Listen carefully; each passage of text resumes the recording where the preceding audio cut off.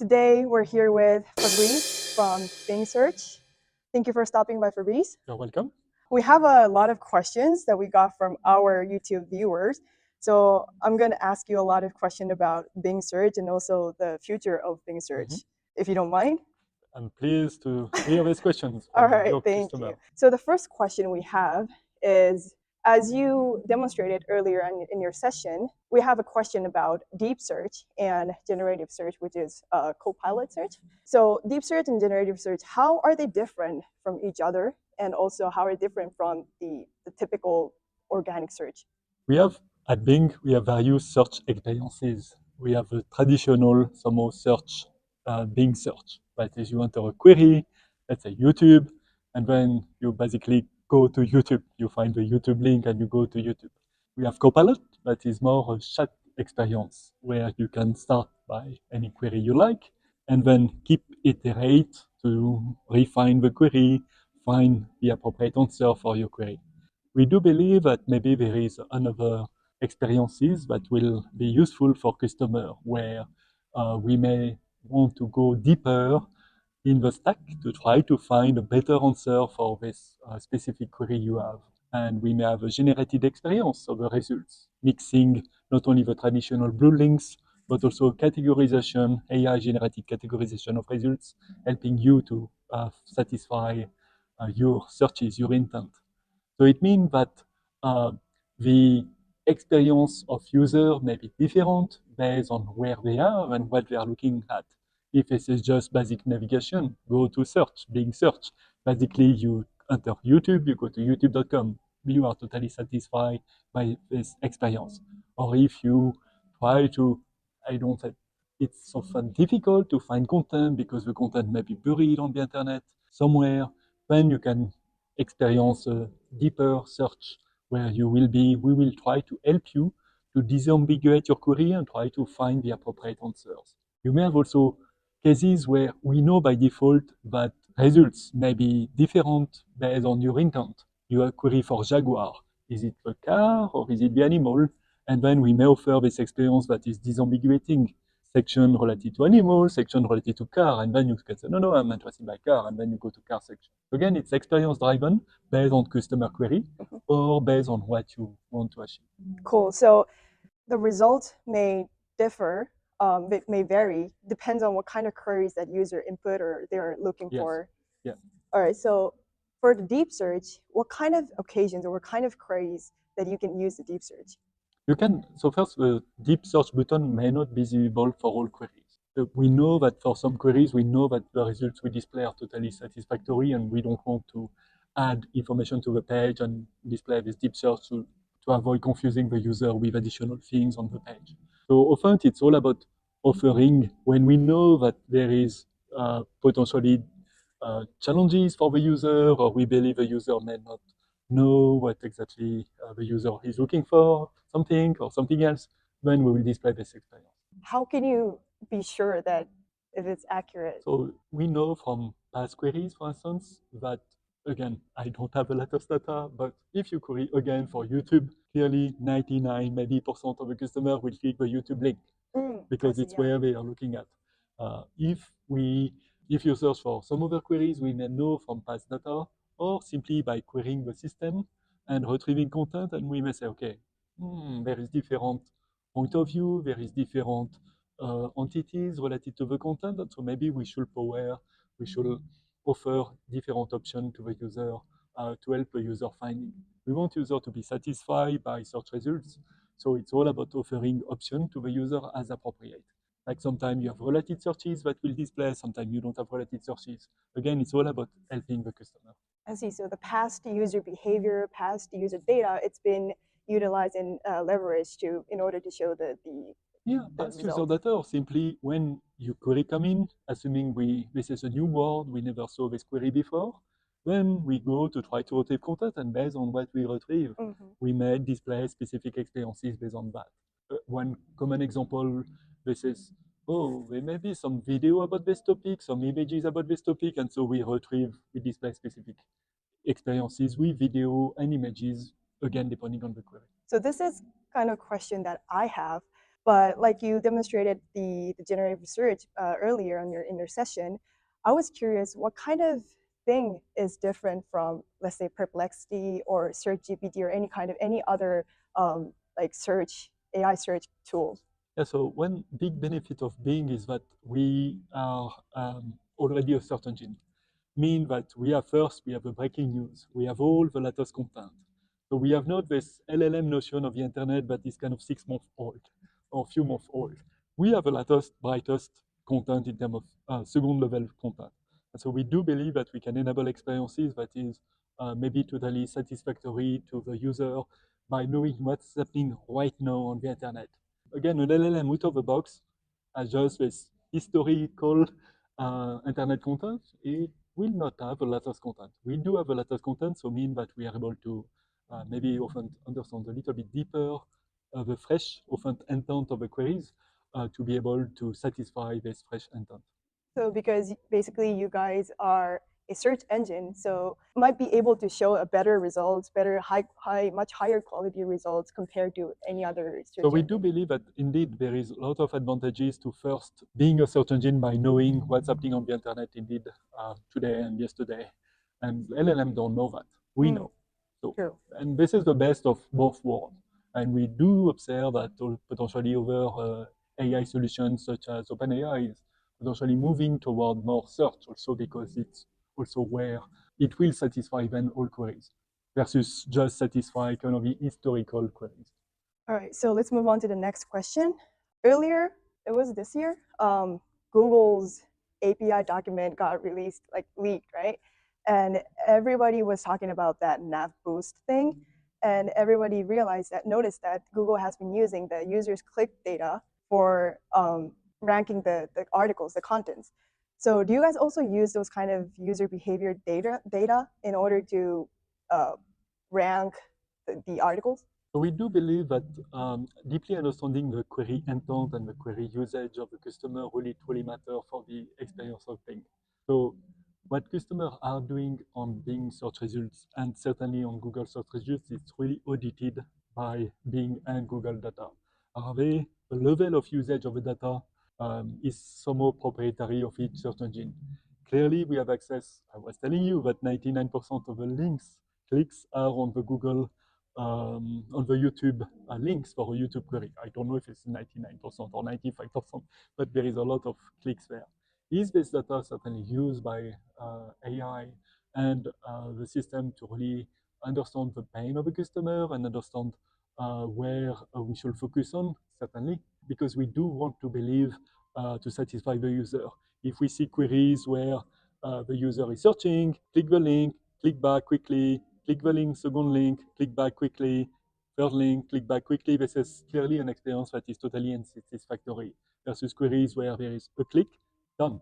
The user is gone from Bing. So this analysis of data is clearly critical to help us to improve. And yes, somehow this is certainly factor into the overall system to really classify this query, understand why we are lagging. Is it that there is maybe not enough content on the internet? Because all kinds of queries are not satisfied by the internet content today. So this is where the SEO community and the website can potentially detect this content and these queries that is totally unsatisfactory for the user to create good quality content for these queries. I see, that kind of makes sense. I think it was last year when we talked in Sydney's conference in Sydney. I remember you told me that you've been using Microsoft Clarity. You integrate Microsoft Clarity into the Bing search results. Yes. So do you also utilize those data, like Microsoft Clarity data, in order to make Bing search better? We do. Not only on. So first, there is nothing to. On Bing search is not for all queries. This is for a percentage of queries where you can see the JavaScript and you can see Clarity. Same on Bing Master Tool. On Bing Master Tool, this is for all queries. You can see the JavaScript in the page. And yes, we are using really this information to really understand the customer from a Clarity standpoint. Especially what I love in Clarity is this knowledge of the dead clicks. I mean, customer find some text and try to click on it, but there is really no action on this text. Right. And so this is where the Bing team or the Bing Master Tool team or everybody in the using Clarity can really look at the data and say, okay, maybe we should add a link there, or we should change the text because customers are thinking that it's a link, it's an action, and no, it's not. Is there any modification that you guys made based on the data you've seen from Microsoft Clarity? We do that all the time. I don't have top of mind one specific, but this is also somehow do A/B testing in terms of knowing where customers are testing for. So this is where this is really powerful because obviously I'm part of the team and everybody has its own point of view. Example is we just rename what we were calling top insight to top recommendation, and we tested with flighted exchange to see what is the most impactful, and clearly recommendation is clearly better. I see. So not only optimizing like what kind of content or what kind of link to show, you guys also optimize like even those kind of small details, like text. Everything matters for you and user. Right. So everything. Please, every change need to be A/B tested ideally to really measure impact on a search. I see. This is also out of my curiosity, but how many A/B testing thing do you guys do every month, like per month? It's per day. Every day? It's really hundreds. Oh, really? Amazing. It's absolutely amazing. And obviously we have our own telemetry and our own usage about what is tested and flighted. Some of this is so bad that it's automatically taken out of what we call rotation by the system because this is just does not work. Clearly we can see in few seconds, few minutes that, okay, customer hate it. And so there is no need to continue testing that.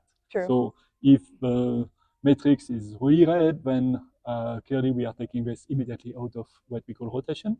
Or else, yes, we may test, learn over time, but it's good. So only qualified test goes for a few days to 1 week to 2 weeks to test if what we want to ship, everything we ship is tested. We cannot really ship without testing. Every little change. Yeah. And I just want to add something. This is the goal of Bing is really this is kind of since the early days. This is engineers should dream about the beauty next feature. And during the morning they should code it, and during the afternoon it should be flighting testing. Yeah. And if it's satisfactory, then this is following. If not, they will dream about a new idea.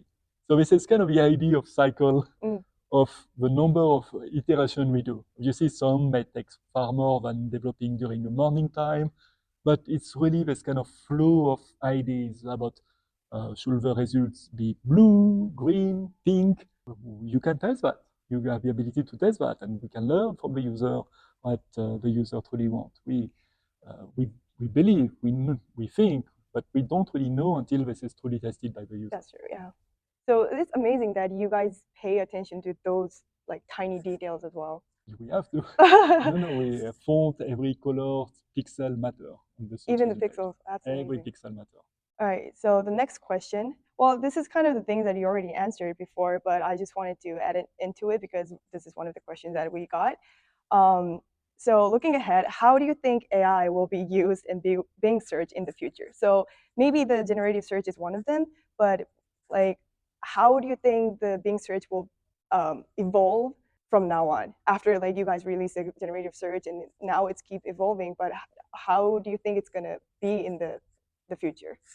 A good question. So I do strongly believe that this is an amazing time for the whole industry, for customer.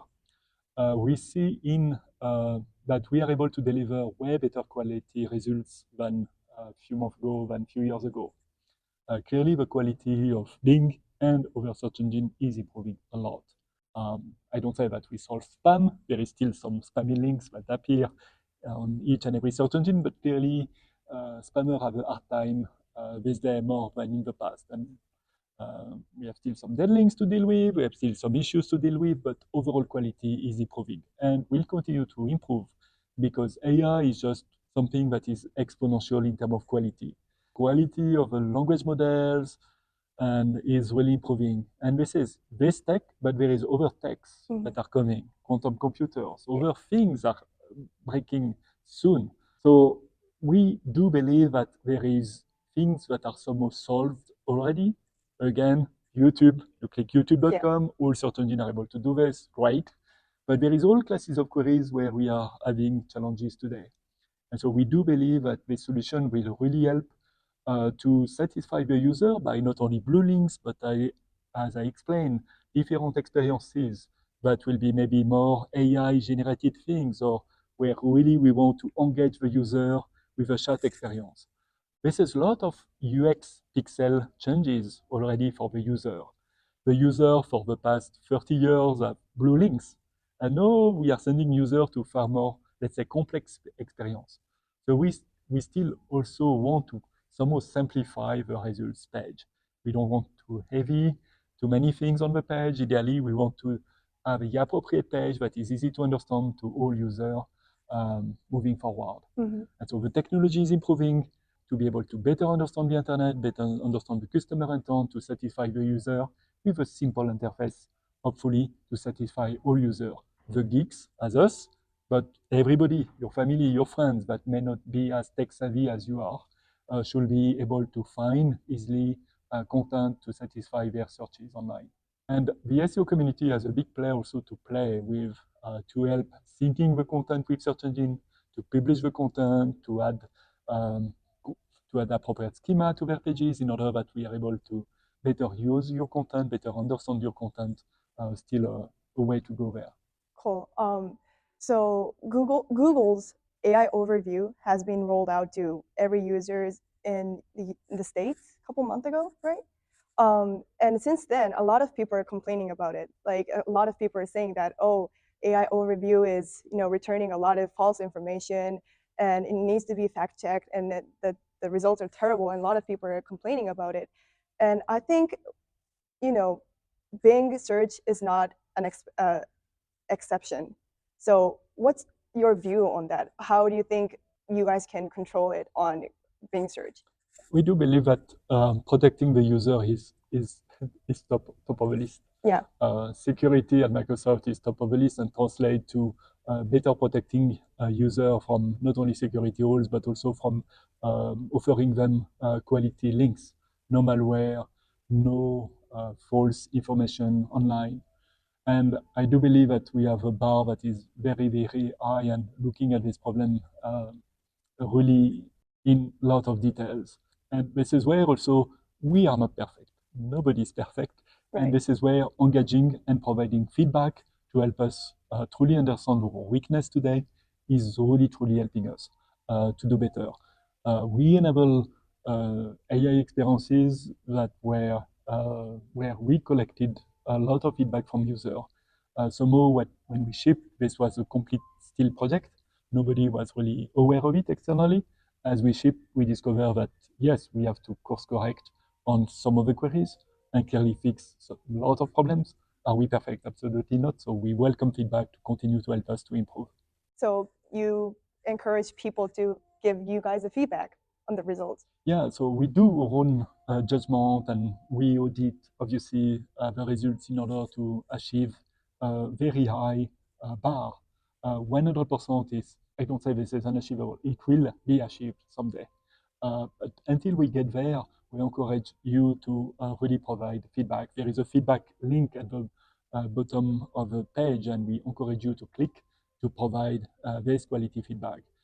Some of the problems are really hard to solve. Example, some legitimate news websites, corporate website, may be hacked tomorrow. So same if you develop really domain authority, someday you will see on this famous news website false information because somebody that has hacked the site, or this is a rogue employee that publish non-legit story. If you just apply the domain authority thing to the domain, okay, you may think this is a valid domain because it's part of this very famous news website, but no, this is somebody, they just hack the website with some hacky information that we cannot trust. So this is where this is a real problem for certainly to kind of, you can trust without trusting. Yeah, you believe this is, but you need to validate whatever is announced. So it's a hard problem. It's not easy to solve. And so this is where we are working on it. And please feedback from the community to detect these problems in order that we can really audit what happened and fix this problem moving forward. Cool. So everybody make sure to feedback. Yes, please do. And I want to share that all feedbacks are reviewed. Really? Do you also review? I do. I am Really? so much out on feedback. How many feedbacks do you get? Feedback. I cannot. But it's really, I'm looking at more than hundreds of feedback every day. Every day? Yes. More than hundreds? And this is what's helped the product. It's helped me as a kind of a, let's say, leader of a team to really push for quality. Yeah. Because for metrics, we know what we know. And so all our goals and metrics are made to go to 100% on each and every metrics we know. And the road to get there is clearly, okay, we detect this bucket of issues and allocate people to fix this bucket of issue to becoming smarter there. But there is things that clearly we don't know fully. I'm not God, I'm not. And so there is this feedback help us to detect, oh, we didn't think about this thing.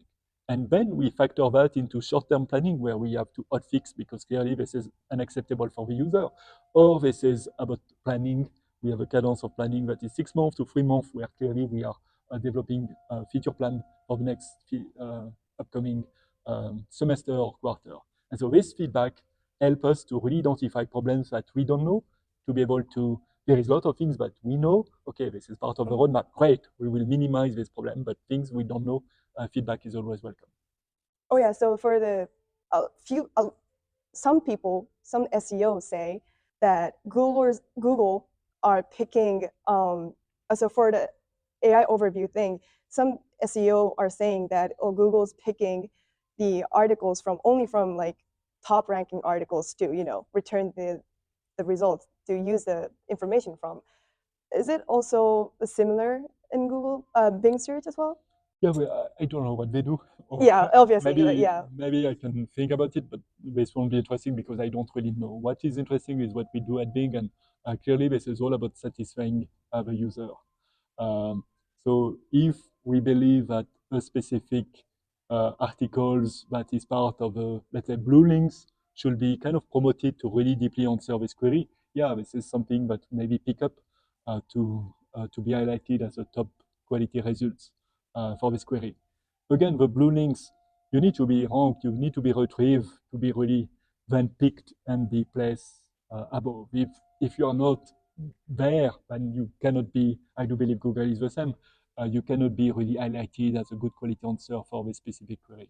So ranking and also getting picked by AI generative search is correlated. Yeah, again, search engine is all about getting the content in, getting the latest content in. This is where I'm really pushing for index no adoption to get the latest and the brightest in the search engine. And then this is really about, for a specific query, be able to be an authority answer that will satisfy the user. Mm-hmm. We are all about, I do believe Google and others are the same. We are there to satisfy the queries, the query of the user. Japanese query, English query, we want to be satisfying the user. So it's all about fundamentally retrieving the best content on the internet, and you need to be, again, indexed and be ranked to be able to be retrieved. So this is going to be my last question. This is fact speaking. This is not like, no mean to offense, but in worldwide, Google is the most used search engine, like in worldwide. I believe, at least in Japan, Google is the number one search engine that people are using. And so in order to encourage people, at least in Japan, to use Bing search or generative search on Bing, what do you want? How do you encourage them to use it? What's your message to them? Okay, so I'm part of this Pubcon conference where this event is recorded, and I do believe first that Bing is way bigger than people think. Unfortunately for me, yes, people are reporting just clicks from Bing log, Bing.com. And the truth is that we are also powering a lot of search solution and AI solution across the ecosystem though. So DuckDuckGo is leveraging Bing, Yahoo is leveraging Bing. There is all kind of solutions across the industry that are leveraging Bing. Meta is leveraging Bing, OpenAI is leveraging Bing, and I can go Amazon is also leveraging Bing. All kind of solutions across the industry are leveraging Bing to power their search experience. Additionally, we are in Windows. So you don't really see the content that may be surfacing in Windows and that trigger clicks, and this is not counted as a Bing click today. So when they see the number of Bing big is bigger than people see. I see. Second is that this is also quality of clicks that matter. So volume of clicks doesn't matter. Please pay attention of the end-to-end funnel, about how many people are buying things if you're a shopping site, people that are coming from Bing. Compare this to other search solutions, you will be amazing higher number of people buying in general from people coming from Bing, from other search solutions. Yes, they have more market share today, that may translate to more, but the quality of clicks may be different. Pay attention to this. I mean, our user may be smaller, but quality of clicks may be higher. Additionally, we have really a search experience with Copilot that is really landing the clicks. The quality of clicks coming from Copilot and the generated AI experiences we are having are really wonderful in terms of clicks quality. So this is, again, part of a bigger system where people have fundamentally to really track the clicks end-to-end in terms of funneling an action, registration to a newsletter, buying something, registration to an event, something. Don't just track clicks and then really compare, because then you can target specific action for search engine, starting by connecting to Bing Webmaster Tool to review if your content is indexed in the search engine, and following your guidelines or recommendations that will benefit not only you at Bing, but also other search engines as Google. What is one of the metrics that you can tell that the clicks are high quality? It's really depend of the goals of your site. If you are Ticketmaster or such site that is registering people to an event, you really want, I do believe, to register people and to have people buying tickets on your site. If you are a government site that is there to inform population about specific things, you want to be read and people maybe take action to be protected against earthquake and so on. This is all about what is the end goal of your website. And really you need to translate these clicks coming to, are they taking action? Are they, whatever action is, are they, I don't know, filling the form? Are they doing something? This is where, as a SEO, as a search specialist, you can really connect what people are doing to really kind of goals. You translate to revenue, you translate to benefit for your company. Just clicks, yeah, I can forward a lot of clicks. If people are clicking back, it's bad. They will think, okay, this site is not satisfying my query. Not good, because then the branding apply. I go to the sites and they don't have the shoes I like. They don't have the things I like. I go back. Not good. Having a quality clicks where people are going and are being good. This is not only good for revenue, this is also good for the brand. So getting a lot of clicks doesn't necessarily mean that you are satisfying the users. Yes, it's all about quality clicks. Quality, yeah. And we do believe somehow I spoke briefly about that. With AI, we are improving a lot the quality of clicks, especially at Bing, maybe in other places. So some sites may see less clicks, but better clicks mean people not clicking back, people that are taking action, people that are doing, registering to an event, filling a form, whatever this is. And so we do believe that we see people doing less back and forth to go, to visit, to read, because fundamentally they're able to get the information they want more quickly. Mean less click. I see. Well, that's all I have. Right. Do you have any message to the viewers, Japanese viewers, to wrap it up? I think what's happening is, again, pay attention to this quality of clicks. I think this will evolve. Bing market share is growing year over year, fast, and we are powering AI or search solution for so many in the industry that, again, Bing is bigger than you think.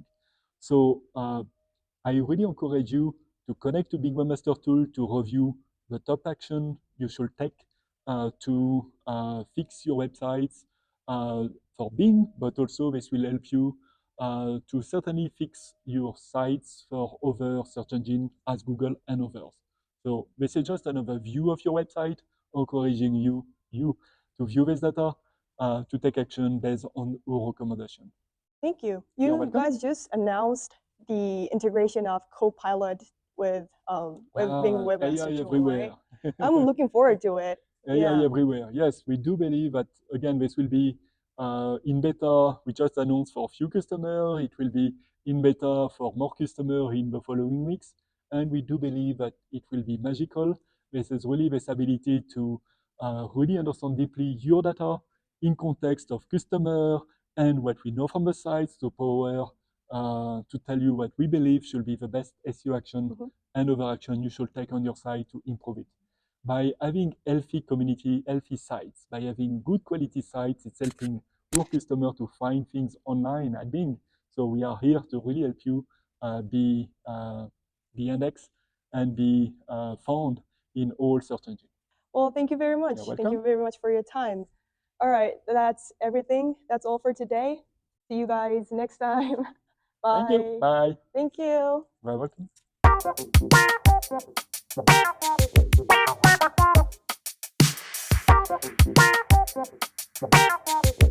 Bye.